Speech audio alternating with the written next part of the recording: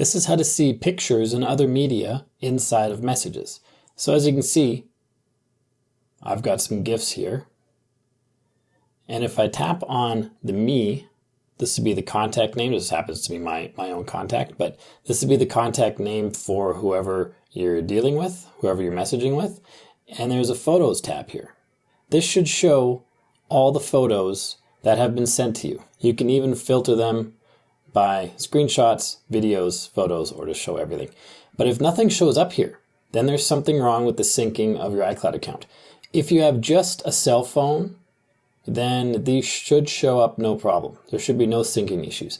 But if you have multiple devices that you interact with, maybe use the same Apple account on your iPad, on your iMac, on your phone, and you send messages through all those devices, then you can have some syncing issues. If you suspect that you have some syncing issues, here's what you can do. Go into settings, go all the way back out to the main settings area, scroll down until you find iCloud. Here we see for photos and messages, I've got 0 photos and messages off. I'm going to tap on see all so we can see all the things that are off and on. So for iCloud photos, it's currently off for syncing. So we want to turn this on if you want to sync all your account's photos and have them appear in messages.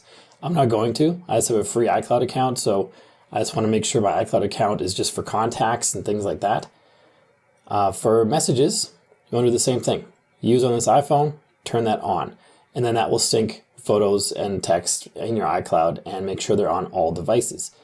Your photos will not appear instantly. It takes time. They have a certain amount of size. If there's tons of photos in your messages that need to be synced, it can take a while. So you gotta be a little bit patient. But that is how you get your photos and videos and media showing up in your messages with all the people you're talking to. If you got value from this video, make sure you like and subscribe to let me know. Then check out this video on your screen right now, which shows you how to empty the trash bin on your iPhone. You probably haven't done it. You need to do it. So check out that video. I'll see you there.